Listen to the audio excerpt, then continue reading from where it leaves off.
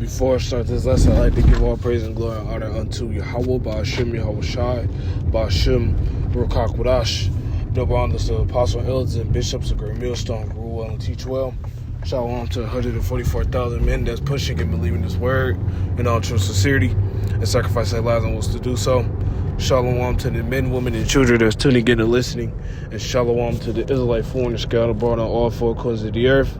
The Heavenly Father named Yahweh, has only begotten Son name is Yahweh Shai. And Lord will in this video edifying, quick and straight to the point. This video right here will be entitled "It's Almost Over." I titled this like this because recently and within the last, not all brothers' spirits are obviously tired and ready to leave, but the how should I word it? The annoying rat race that people love to run and love to put their time in is coming to an end. Soon you ain't gotta wake up to go to work. Gotta be at work at 3 a.m. in the morning and then work at 3 to 3 and then some. The days are at hand where the downfall of our enemy will be the rejoicing of the righteous. And I'm saying that because that's the pursuing of Sirach 25 and verse 7. And actually, I grabbed that.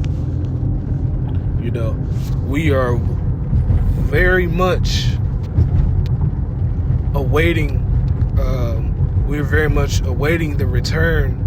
Well, really, even before, obviously the return, that's the biggest thing. But we're waiting for this MOTB to come. And I'm not saying this because, I don't want to go to work.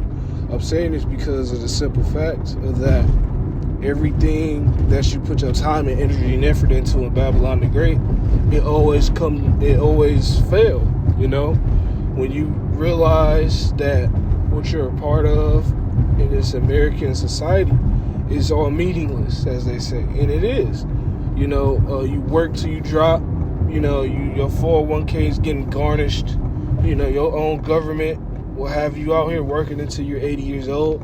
There's a lot of our elderly that are still working. A lot of 70-year-olds working, a lot of 80-year-olds working. This ain't something where you want to be. This is Sirach chapter 25, verse 7. There be 9 things which I have judged in my heart to be happy. Right. And the 10th,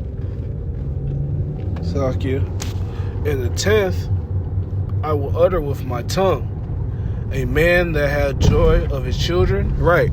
That we don't, as men, it's hard to see the joy of your children. And men don't get to see and partake of the flourishing and the development of your children, righteously. And you can at all, actually. We here in Babylon the Great, the women have been given power to basically do whatever. And then not even the women. Now it's more so what these children see on TV, see in the everyday wicked society and world, and basically they remove the parents out the home so they can indoctrinate the kid by way of, like I just said, TV, who they're around, their peers, so on and so forth. Right? Have joy of his children, and he that liveth to see the downfall of his enemy. And we are, Lord willing, going to see the downfall of our enemy, Esau Edom. Because the downfall of our enemy, Esau Edom, means the renewal of the planet Earth and the righteous people in the planet Earth, right? So from here, I'm going to jump to 2 Peter chapter 3. Let me grab this real quick. And Salakia, I meant to say this is in transit, so if I'm moving a little fast, Salakia. It's 2 Peter chapter 3, I'll start at verse 12.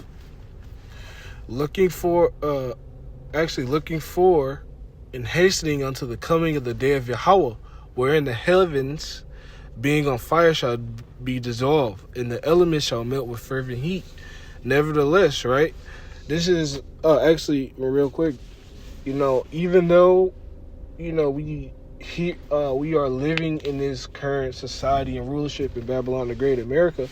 There's some nice parts of Babylon like Niagara Falls and so on and so forth. But we're looking and hastening for the downfall of our enemy, which means this place got to burn. How that song goes, let it burn. Ain't no running. I forgot who made it. I forgot who made that song. But the point of it is that in order for the world to be righteous, America, Babylon the Great, and the Israelites, the Timu Israelites, got to go down. And this is exactly what we're wanting. So we want to see Babylon the Great burn. And I remember in Batman, I forgot which one. Is it the Dark Knight? Wait, the Dark Knight Returns or something like that, or the Dark Knight.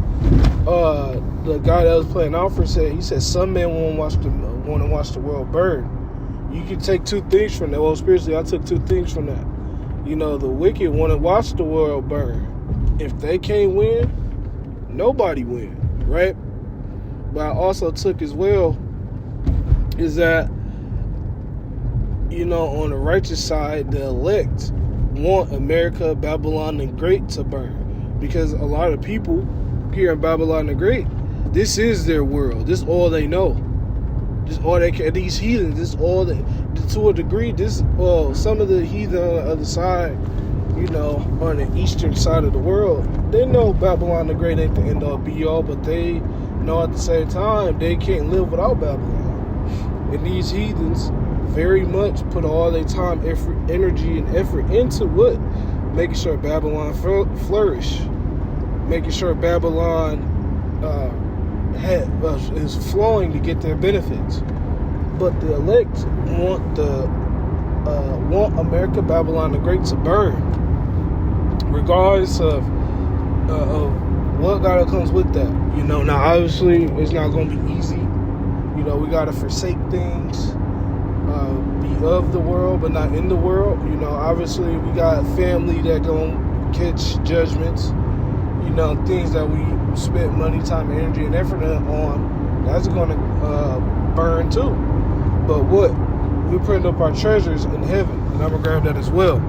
Verse 13, nevertheless, we according to his promise, which is the promise that Yahweh made with who? Abraham, Isaac, and Jacob, and the elect, looking for new heavens and a new earth, wherein dwelleth righteousness. And this is exactly what we're looking for. This is exactly what we're wanting. The earth to be renewed, refreshed, for the course of things to go back the way it needs to be. Right. It's like you're right. We shouldn't be having, the earth don't yield fruit the proper way anymore. Everything is out of course. We're not even talking about the women. We talk about children. We talking about produce, the animals. Everybody's stressed the hell out down here. And why not put your time, energy, and effort into the Lord? Because why? You have a better shot of doing what's righteous and being. You have a good chance of being or having mercy extended onto you than trusting in Esau Edom. And a lot of individuals don't think of that. Now let me grab this real quick. Okay, so it's in Matthew. Is it Matthew 19? Oh no, 6. This is Matthew chapter 6 to verse 19. Lay not, and this is red letter, which is how I speaking. Lay not up for yourselves treasures upon earth, right? Because we know that pursuing the 2 Peter chapter 3, in verse 1 and verse 1 on down, that what? This place is going to burn. The elements are going to melt with fervent heat. So we're not laying treasures up on this corruptible world, right? Lay not up for yourselves treasures upon earth, where moth and rust doth corrupt, and where thieves break through and steal. But lay up for yourselves treasures in heaven, where neither moth nor rust doth corrupt, and where thieves do not break through nor steal.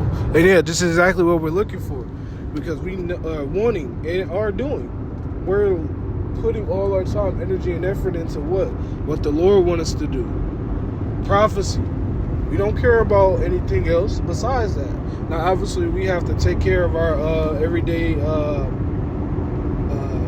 chores, I say, everyday responsibilities. But what we know that we're stocking up our spiritual bank accounts, because our spiritual bank accounts, we're going to cash that in the day of wrath, Lord willing. You know, and this is exactly what the true men, women, and children of the Lord are doing, but primarily the men, because not a lot of women are doing that.